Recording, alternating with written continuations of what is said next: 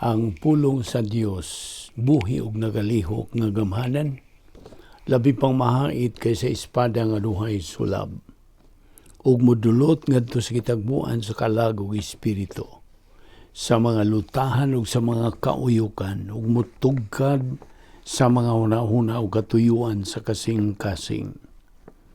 All Scripture is God-breathed and is profitable for doctrine, for reproof, for correction, for instruction in righteousness, that the man of God might be mature, thoroughly furnished unto all good works. Paningkamuti pagayo ang imong kaugalingon sa pagpakita sa atubangan sa Dios, ingon nga iyang nahimutan, usa ka magtatrabaho nga dili kinahanglan magakaulaw, nga sa hustong paagi magapanudlo sa pulong sa kamatuoran. Isaiah or Jeremiah 17:9, the heart of man is deceitful above all things and beyond cure. Who can understand it? John 14:15, if you love me, you will obey my commandments. Verse 21, the person who has my commandments and obeys them is the one who loves me. The one who loves me will be loved by my Father, and I will love him and will reveal myself to him. Jeremiah 17:7, but blessed is the man who trusts in the Lord, whose confidence is in him. Verse 8, he will be like a tree planted by the water that sends out its roots by the stream. It does not fear when heat comes. Its leaves are always green. It has no worries in a year of drought and never fails to bear fruit.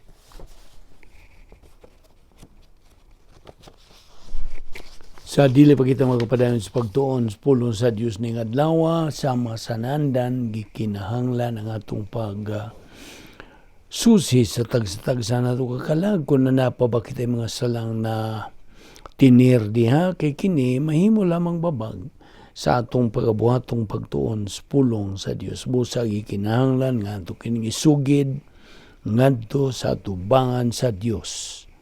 1 John 1:9 nagatugon kanato, if we confess our sins, God is faithful and just to forgive us our sins and to cleanse us from all unrighteousness.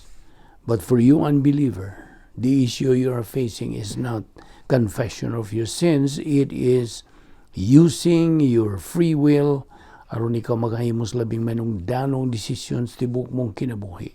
Ang desisyon sa pagtuo kang Ginoong Hesukristo ingon nga imong manluluwas. Believe on the Lord Jesus Christ and thou shalt be saved. Busa karon mag-andam ta sa tagsa-tagsa na ito kakaugalingon pinagi sa hilom nga pagampo.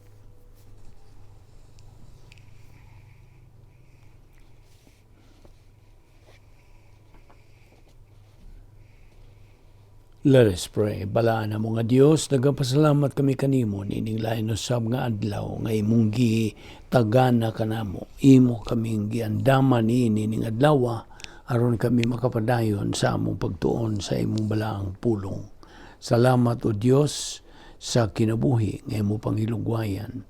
Kini timailan nga ang imong plano nagalihok pa nga ni sa among tagsa-tagsa ka kinabuhi.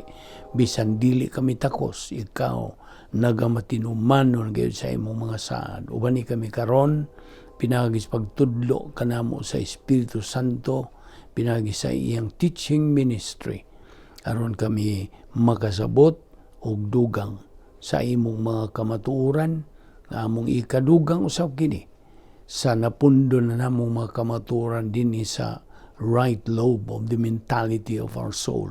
Salamat o Dios ni ining grasya nga higayon sa ngalan ni Ginoong Hesukristo among manluluwas. Amen. Maayong adlaw sa tanan natong mga subscribers, mga higala, mga suki na ning atong ministry. o labi na sa ato mga igsoon nga mga Kristohanon. Our fellow believers, welcome everybody. Ini nga itong pagpadayon sa pagtuon sa pulong sa Dios, our spiritual momentum. Niya pa kita magadupot sa atong tunanan nga giuluhan the real keys to a successful life, the Bible way. Okay? Magapadayon kita sa paghisgot sa mga puntos doktrina bahin ini. Now, ato namang nasairan nga the real keys of a successful life, the Bible way, dili ang pinagi sa mga lakang gipangsugyot sa mga magsusuwat sa mga libro, sama niya ng How to Win Friends and Influence People. Ako nang ibalik-balik kay dili man kini mao ang yawi to a successful life. Kundili ang una gyud niini mo pagpadungas pinagis pagtuo lamang kang Kristo lamang. Mga Buhat kapitulo 16 bersikulo 31. Get saved by faith in Christ alone. Okay, mao na una gyud nga yawi niining tanan.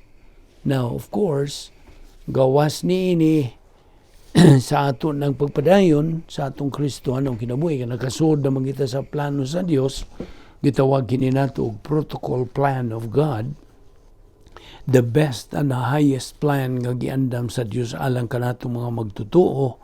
So nasud na kita nini og naay mga tulumanon nga atong tumanon nga aron sa ingon niya na subay kayo kita sa mga protocol nga plano sa Dios. Like for instance, gihatag kita sa Dios sa 7 ka mga divine provisions. Okay? Ang nag-una gyud ini ang Biblia. Gisangkapan kitag Biblia nga mao ang textbook sa atong pagtuon sa pulong sa Dios. Okay? Unya nga kita hatagan pagayod sa pagka-omnipotente sa Dios nga Espiritu Santo. O niya ang divine plan for the church. You see, ang plano sa Dios, niining simbahan, nga ikaw ag ako, nga mga magtutuo niining katuigan sa simbahan, kita man ang simbahan. Okay? We are the church. So God provided us the divine plan for the church, and then gisangkapan sa kita sa tukma gayud nga magtutudlo sa doktrina. Our right pastor teacher. Unya doon na tayo privacy of the priesthood. Na tayo tinagong panimuyo. Nga walay samok-samok ka nato. Walay sulambaw sa atong kinabuhing Kristohanon. And then, gihatagan pagyo kita sa logistical grace support. Adlaw-adlaw, makakaunta, makabistita, natay trabaho, guban pa. Mao kini ang logistical grace. And then, naatay espesyal nga kagawasan diha sulod sa operational divine sphere ingon nga mga Kristohanon. Now, this is a mental attitude. Kaya ang Kristohanong paagis pagkinabuhi, usaman kini ka sistema sa panghunahuna. O gato naman ang ginenggi lakbitan sa paghisgot kanimo. And then we have the 10 problem-solving devices. Gawas pa niyan to. Rebound, feeling of the Holy Spirit, faith-raised drill, grace orientation, doctrinal orientation, personal love for God the Father, impersonal love for all mankind, sharing the happiness of God, na patay personal sense of destiny, and then ang atong pagkaokupado na kang Ginoong Hesukristo. Mao kini ang dynamic spiritual life sa mga magtotoo. Ingon nga mga magtotoo, gikinahanglan nga ato kining sundon aron sa ingon niya na makabot ginato ang pagka mananaog nga mga Kristohanon, winner believers. Kay that is God's number one gyud nga kabubuton alang kanatong mga anak niya. Kag kita mahimong mga mananaog, winner believers. So, kini atong gipangisutan, mao kini ang matuod nga mga yawi ngadto sa usa ka malampuson nga kinabuhi. Sumala sa gilati diha sa Biblia, the Bible way. So, mao bitaw to nga ato manghisgutan katubahin ni Apostol Pablo nga sa iyang mga kapakyasan nga nahimo kay tao gud si Pablo. In looking back over his recent recovery sa iyang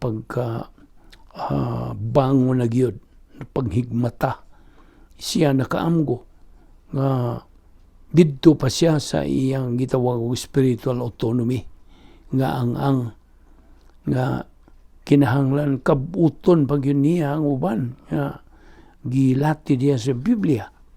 He had to achieve his goal. Apan ang iyang goal, nga iyang objective, of course, as our objective as believers, mao ang spiritual maturity. So, mao naging niya nga forgetting the things which are behind. Iyan na nakalimtan katong mga kapakyasan, nga iyang nayagian. So, nagpadayon siya in pursuing the objective. Mao tong agresibo siya sa human niya itong pagkaamgo niya. He became aggressive to pursue it with more metabolized Bible doctrine. Kanya, ang iyang paggamit sa mga espirituhanong kasangkapan, nagsangkap sa Diyos kaniya, utilization of divine omnipotence, ang pagka-omnipotente sa Diyos. O niya, ilabi na katong na po ka mga paagis pagsulbad sa mga suliran. O iyang pag-agi na niya sa momentum testing. Nagiyan man ni Pablo. So, iyang gisunod ang panig-ingnan ni Ginoong Jesucristo sa iyang pagkatao kang Ginoong Jesucristo during his incarnation. So, mao kini atong gisgutan kini mga characteristics of spiritual maturity timan ini na kay maximum contentment matud pa sa Filipos 4:11 ngadto sa 13 ug Juan 5:11. And then ang ibong pangunahon na lig-on gyud, you have mental stability matud pa sa Roma 8:24 ngadto sa 25. And then you have maximum use of virtue love as a problem-solving devices. O na kay cognitive independence, kay ang usa ka hamtong nga magtotoo can think and apply doctrine for himself gikan sa kamatuoran nga napundo na diya sa iyang kalag. And then he has maximum grace orientation to life. He has maximum doctrinal orientation to reality. Kay the greatest decisions in life from a position of maximum strength. Then maximum control sa iyang kinabuhi.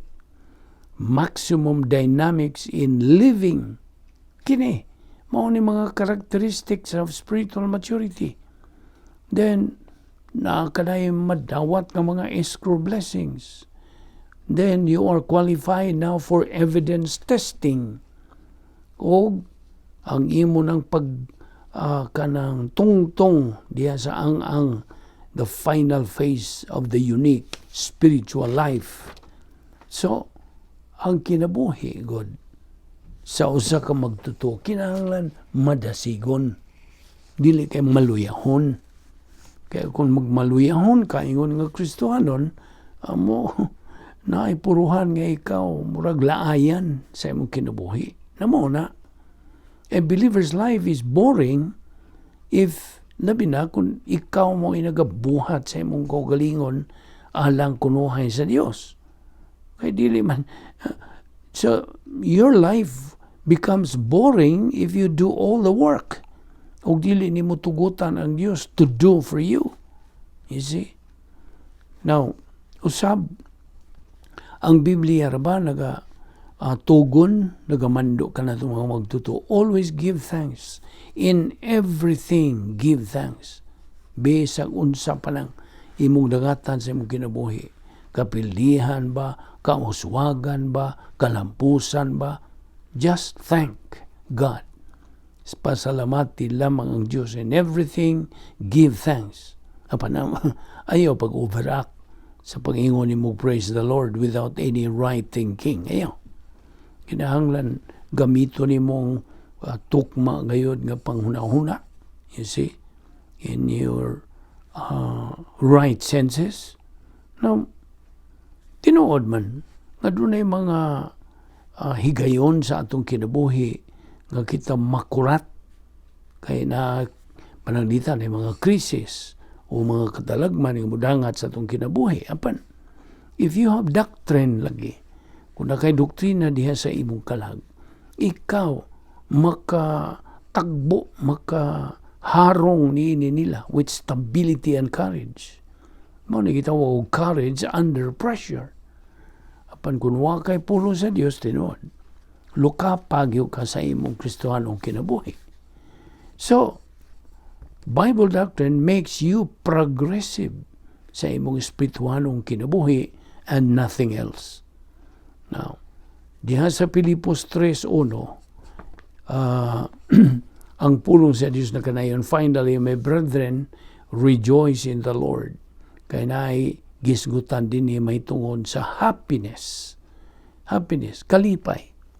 Now, kining maong kalipay is no trouble for me to write the same things to you again, and it is a safeguard for you, matupan ni Pablo. Ang kining safeguard gisgutan niya, this is security and protection.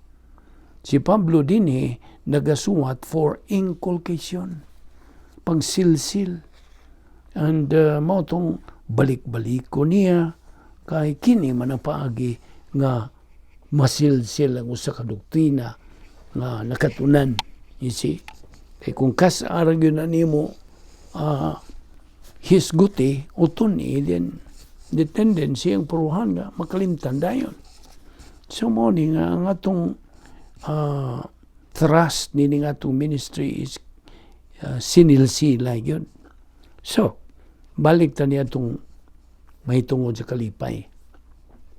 Once you have God's happiness in your soul, kung imo na ka nang makabot o maangkon, you are now entering the stage of spiritual self-esteem, spiritual autonomy, and spiritual maturity. Kaya ang labing tinuod, there is no substitute to Bible doctrine inculcated nga nasilsil yun. Kaya ang kalipay God, kung bahig kalipay, kini may kalabutan kini sa grace orientation. Tungod kaya ang grace orientation is one of the 10 problem-solving devices, right? Usa kini. So, mo na nga, diha sa Salmo 31:7, ang pulong sa Diyos na kanayon, I will rejoice and be happy in your grace. Now, kining maong matang sa kalipay, hingpit ni. Perfect happiness. Now, na may uban ng mga tao, may perfect happiness din sa kalibutan. Dito rin na sa langit, no? Na ay perfect happiness. Dinhi pa sa kalibutan. Mismo diha sa sulod sa operational divine dynasty. Na diha makatuni o makiti, masinati nimo diha sa sulod. Perfect happiness is produced only diyan sa sulod sa operational divine dynasty. Di man na sa imong pagtuman sa protocol nga plano sa Dios. Now, tuod, ang pagtuman nimo sa protocol plan of God, anhara sa sulod niya ng maong dapit. Kay kanang dapita may gahom sa Dios. You see? That is the power system of God. That God desires all believers to reside diyan sa sulod. Na diya ang perfect happiness. So wala tingali walang kamusuway gihapon. Na diya ang hingpit nga kalipay nga gihisgutan sa pulong sa Dios. Perfect happiness is dependent upon metabolized Bible doctrine. Mao ni ang requirement lang nga kanang baton ka o ginaling na nga doktrina, metabolized Bible doctrine. Diyan sa sulod nimo. Now, kaya kanara ba mo na ang holiness kagisgutan sa pulong sa Dios? What do we mean by holy? Ang pagka-Diyos nun, kasi may but pasabot. Ang usa ka magtutuo is holy, paminaw. Siya, gitawag og holy o balaan, Diyos nun, when He is in fellowship with the Holy Spirit, ug siya nagatuman sa tulumanon sa protocol plan of God. Kasabot ka ba? So mao na, ang 1 Timoteo 6:6 nagkanayon sa but godliness with contentment is great gain. Versikulo 7:8, for we brought nothing into this world and we take nothing of it. Mao tong di man inagyud yung mga butanga. Now, diha sa uban nga mga bersikulo, diha sa bersikulo 8 sa mao gihapon nga kapitulo, nagsulti diha na, but if we have food and shelter, we will be content with that. Di ba? Now, once you have this perfect happiness, imo nang masinati, you will inevitably be tested na. Moabot na bang yun ng pag-suway. Suwayan ba? That is what we call evidence testing. Kung dili tangka iskapo niini, we cannot. So that's why we have to remind ourselves to hold on to the 3 spiritual skills, the spiritual self-esteem, spiritual autonomy, o spiritual maturity. Okay? So, timan ito akong giyon ni Padugay. We cannot take anything with us when we depart from this world. Wala. Sama sa itong pag-anhi dinhi, yung kalibutan na, hubo kita. Inigbiya na ito ng kalibutan na, hubo po ta. You see? So, Dias Pilipos 3, timan ito, si Pablo, naghisgot nining maong bersikulo, bahin sa kalipay, happiness, plus H. Managingon niya, finally, my brethren, rejoice in the Lord. Kining rejoice diha, nagipahimutang sa imperative mood. O sa ibut pasabot, sa imperative mood. This is a mood of command, mando. Now, in fact, this is one of these imperative moods diha sa pulong sa Dios. Kaya sa King James Version, and it is a safeguard for you. Safeguard. Protection, safety. Maribot pa sabot. Now, kung dili gani makabot o masinati gining maong hingpit nga kalipay sa usa ka magtutuo, it is impossible to experience it. Kasabot ka ba? Kung kining maong hingpit nga kalipay dili makabot sa usa ka magtutuo, di yun. It's impossible to experience it. Kaya ang doktrina kinahanglan laging galingon, has to be metabolized to really experience this perfect happiness. You see, that is the key. E kung why metabolized Bible doctrine, dili gihapon nimo masinati kini maong hingpit nga matang sa kalipay. So mo na nga ang doktrina kinahanglan nga masilsil gayon by repeating these doctrines over and over and over and over again. Balik-balikon lagi. Aron di na gina makalimtan. Kaya mo man ituyo kining paagi nga sinilsilay. Unsa may tuyo? Ang paagi sa sinilsilay, ang hinungdan gyud nga kinahanglan gyud kanang balik-balik, you see, balik-balikon gyud ang mga pagtuon sa mga doktrina nga atong agiana. Nga namang balik-balikon man, namo lagi na ang paagi nga hantod masilsil. Kaya ang labing tinuod, gabalik-balik ta sa atong gipanghisgutan dinhi nga mga doktrina aron di na makalimtan. Dili kay aron may numduman. No, that's not the main reason. The main reason is nga dili na gyud makalimtan. Sabot?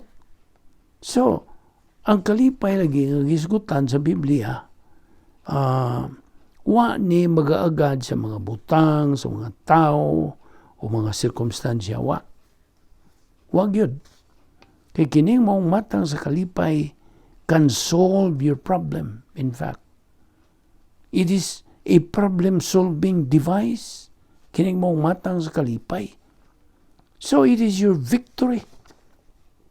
Nga kung imong maangko na kining maong matang sa kalipay, it's your victory. So, ayaw gyud kalimtip tuod katong tulo ka spiritual skills. Nga diha na ka sa spiritual adulthood nga ang spiritual self-esteem, spiritual autonomy, o spiritual maturity. Now, kining spiritual self-esteem, by the way, is the beginning of contentment in life. Diya magsugod ang imo pagsinati, pagkakuntinto. So, mao ni nga, ayaw kalimot niyadtong Operation Z or Operation X plus Y plus Z. Na kung maghisgot ganita bahin niini, volition is to be used in learning these things. Volition. Kaya kung imong volition negatibo, then, wow, hapoy mahitabo. You see? Kaya kantong positibo, bahin ini nga itong ipanghisgutan. Operation X plus Y plus Z. Or in general, Operation Z, kini kanang ang usa ka magtutuo nga positibo bahin ini. Diya sa Salmo 128, versikulo 1, nagkanayon kiniog, blessed is everyone that feareth the Lord, that walketh in His ways. Kining blessed diha, sa original nga pulong, nga Grigo, is makarios. Ang pasabot sa makarios, happinesses, mga kalipay. Kaya mo, ito nang iingon diha sa Salmo 146, versikulo 5, happy is he that hath the God of Jacob for his help, whose hope is in the Lord his God. Na. Og diha usab sa 2 Korinto 12, versikulo 10, that is why, for Christ's sake, I delight in weaknesses. Kining weaknesses dinhi, providential preventive suffering kini. O ang mga insults, people testing kini. Ang mga hardships, mga kalisdanan, thought testing kini. Ang mga persecutions, paglutos, system testing kini. O ang mga difficulties, mga kalisdanan, disaster testing kini. Patiman itong isulti ni Pablo.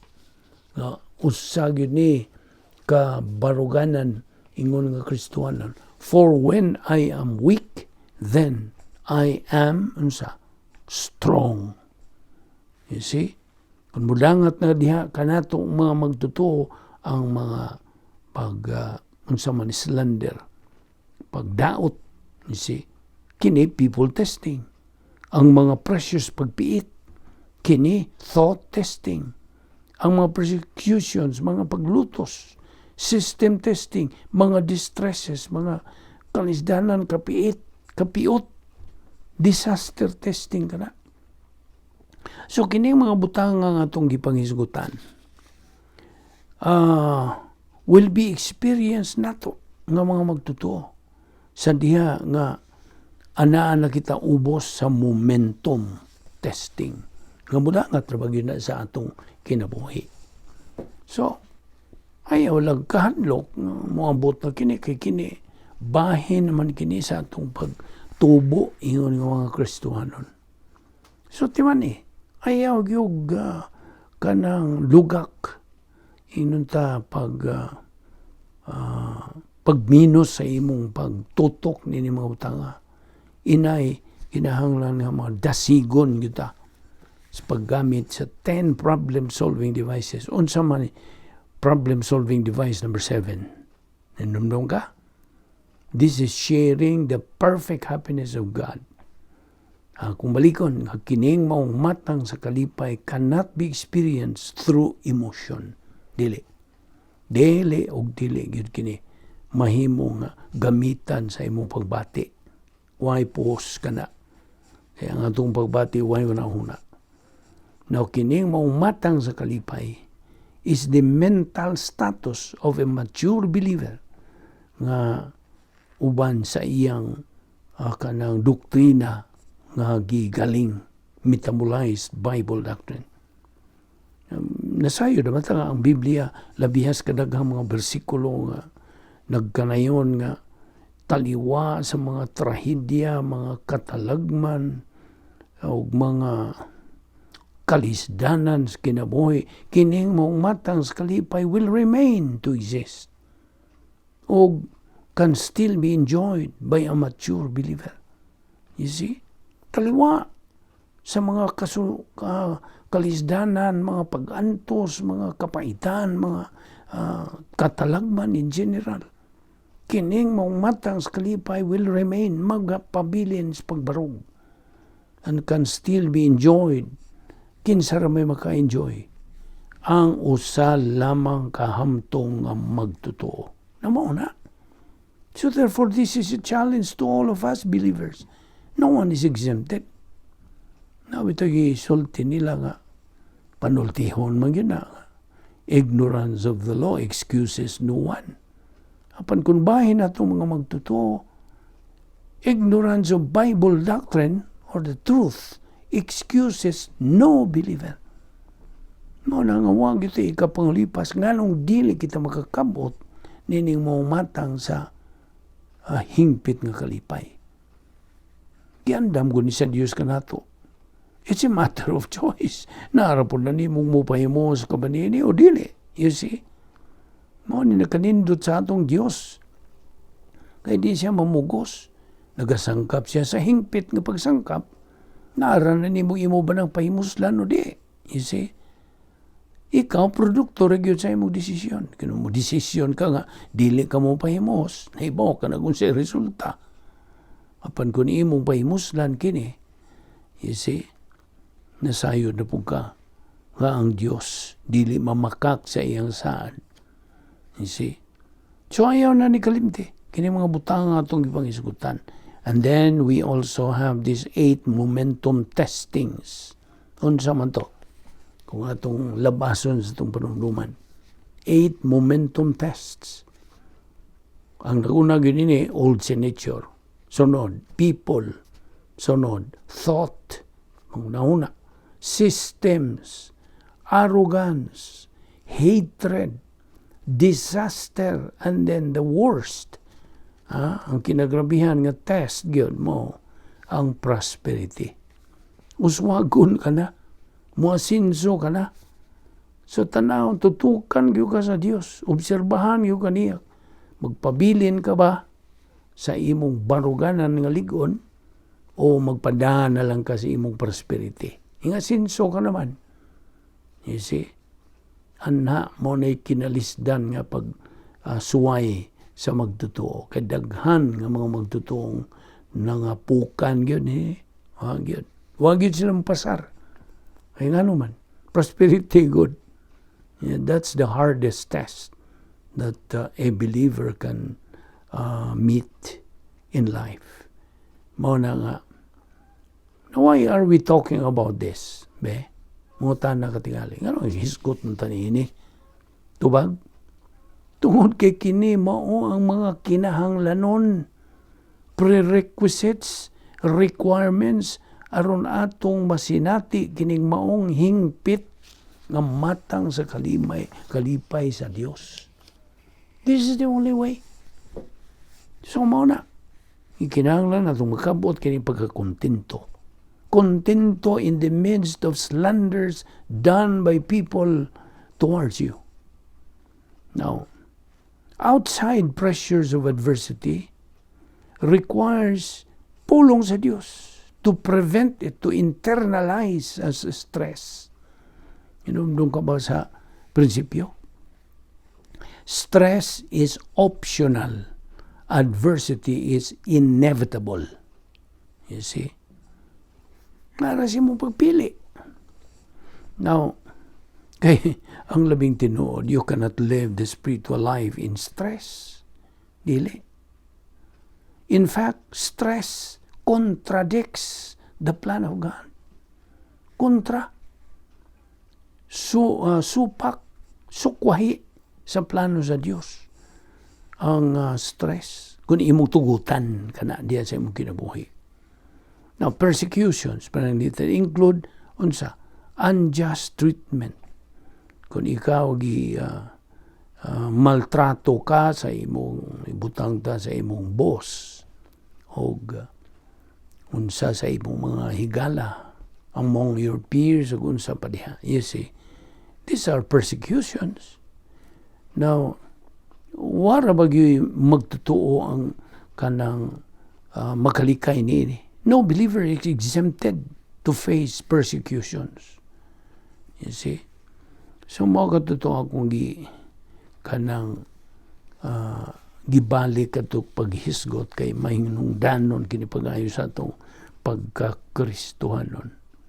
So, a believer, by the way, is professional once he is a stable believer tungod sa nagaling na nga mga pulong sa Dios, metabolized Bible doctrine.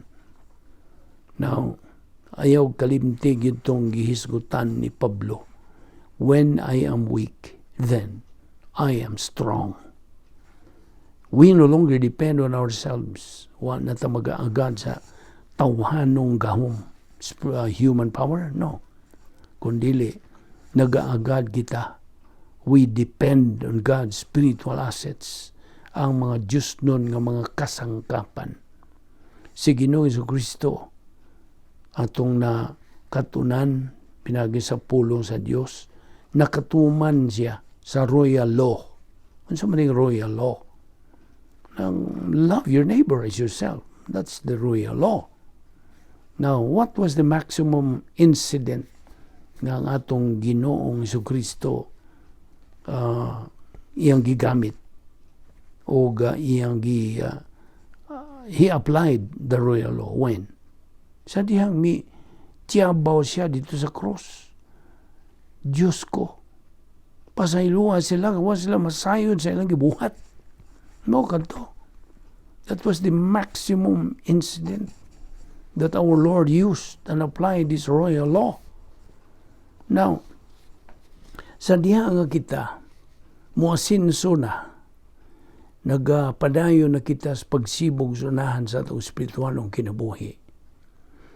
And we do not have any scale to find out where we are now in our spiritual life status. The rate, at iman itong akong gihatag nimong prinsipyo, the rate of learning must exceed the rate of forgetting. Ang kapaspason sa atong pagkat-on, kinahanglang mulabaw kini, kaysa kapaspason sa atong pagkalibot. Sakto ba ng pagkabinisaya? Now, si Pablo na kanayon, I learned to be content. Nakakaton Diyos Pablo. Unsaon pagkakontinto. Now, kitang mga magtotoo, mo agi, ni gitawag og providential preventive suffering. Kinahanglan ato gining kanang malampasan. We should pass. Aron kita makasinati sa gitawag og espirituhanon nga autonomy. Unsa maning autonomy? Ang imong pagka-independente. Nga makabarog ka na sa imong duha ka tiil. You see? Mao na, akong balikon nga a believer has to pass the providential preventive suffering in order for him to experience the spiritual autonomy. When I am weak, then I am strong. Ako na po nang gibalik diha. O ni sulti ni Pablo, ug iya gitong gibarugan gyud. Ug nakabot gyud niya. When I am weak, then I am strong. So tuguti ang pulong sa Dios sa pagtuyok-tuyok na diha sa imong panimuot. Allow Bible doctrine to circulate in your stream of consciousness. Diya mo na, mulibot-libot na diya, magtuyok-tuyok na sa imong panimuot. O, mao na imong gamiton sa imong adlaw-adlaw, matagutlo, moment by moment nga kinabuhing Kristohanon. Unya, the momentum testing, naara ba kini itawag na to warm-up exercise? Ay, warm-up. Mura ba og ka ng training ni, orientation ni, warm-up exercise sa sama pananglit sa distresses, mga pagpiit, persecutions, paglutos, difficulties, mga kalisdanan, insults, mga insulto. So, barugi itong akong giingon nimo. Ako gini silsil diya sa mga libatakan. When I am weak, then I am strong. So, mo na'y sekreto. That is God's open secret. Nga ni ka natong mga magtotoo. What is the secret to use? When I am weak, then I am strong. Now, ang pag-antos, by the way, suffering, mahimo rawaning panalangin. Basta?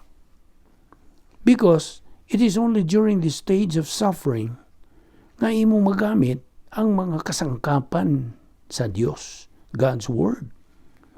Og sa diha nga ikaw mo pasar, makalampas ining maong pagsuway. When you pass that testing with flying colors, unsa may imo una, unsa may imo masinati. Unsa? You will experience blessing. Namo na ang panalangin imong masinati. Now, by the way, kini nga itong gibuhat na daw, mao ni gitawag na ito the process of spiritual momentum. Gihubad na ito sa Bisaya o espirituhanong pagbuylo. Pagbuylo ba sa atong espirituhanong kinabuhi? Now, kini nga itong gibuhat na daw, spiritual momentum process. This puts muscle to our stage of spiritual adulthood. Sa diha nga kita mupasar sa momentum test. You maintain plus H, diha. You see? Pabilin yun ka nang imong kalipay diha sa imong sulod. Mao na. Nagahatag ka na ito, kini nga itong ibuhat na daw, nagahatag ka na ito spiritual muscle. Kanang braso sa atong espirituhanong pagkinabuhi. Kaya naman ko'y mga magtotoo nga nagakinabuhi sila by trial and error. May ba pa ngano ni sila? Ngano man yung mga magtotoo na kinabuhi lang sa by trial and error. Ngano man. Tungod kay they don't trust God 100%. Namaw na. Kung sila pagsaling sa Diyos, 100% pagsaling. Marabag ang ilang pagsalig sa Diyos. Now, ang spiritual moment, by the way, autonomy, dili kay momentum, ang spiritual autonomy, pagpadayon kinining gitawag na to nga kanang sulod nun nga kalipay, inner happiness. Kay kini, usama ni sa nag-una nga mga paagis pagsulbad sa mga suliran. Abrihere ko na yung mong Biblia di Hebreano 13:5. Hebrews 13 verse 5. Ano sa isulti niya? It says there, keep your lives free from the love of money and be content with what you have, because God has said, never will I leave you, never will I forsake you. Kini gikutlo ni gikan sa Old Testament sa Deuteronomio 31:6. The love of money. Ang love, di ba niya? Wa ko mag-ingon nga ang money, ingon ako nga the love of money is the root of all kinds of evil. Now, get this. Ang salapi o kwarta, wa kini idisenyo alang sa kalipay. No. Money was not designed for happiness. Contentment with what you have happiness in spiritual autonomy. Naon sa may last phrase ni ining maong bersikulo. Nag-ingon ra ba ni, never will I leave you, never will I forsake you. Na, mo na last phrase. Ang Diyos nagasaad this long before you were born. So, wa pa ka matao. Iyan na ning gisaad. Now that you are a born-again individual, di gihapon mo salig, di ka gihapon mo salig sa Dios, sa iyang saad. Mao na imong tinuyuan yun. Ikaw na gyud ang manubag niya na. Now, unsa gisulti sa Romans 14:22. The faith, kanang faith diya, nagisgot kini og pulong sa Dios. Okay? The faith which you have it to yourself before God. Blessed is the man who does not condemn himself by what he approves. Okay, naghisgot ni sa status quo sa magtotoo. Kay kining maong magtotoo, dili magud ni siya ma-threatened. He cannot be threatened by any criticism. Tungod kay siya na sayod nga siya husto in spiritual adulthood. So, unsa may threaten sa Bisaya, hagit. Kining maong magtotoo, dili mahagit sa bisag unsang pagsaway. Tungod kay siya na sayod nga siya husto. He is right in spiritual adulthood. Example, ako kang tagag ehemplo. Do not join any group who sings, because that is worldly. Na makatawa ko, makadungog niya na. Gusto ba na? Do not join any group, ayong pa-miyembro sa ka-grupo nga mangantahay ba? Kaya ka na worldly. Is that correct? Well, actually, kita God, we are guided by our conscience. Gusto? O ang atong conscience, unsa man ang conscience? Our norms and standards.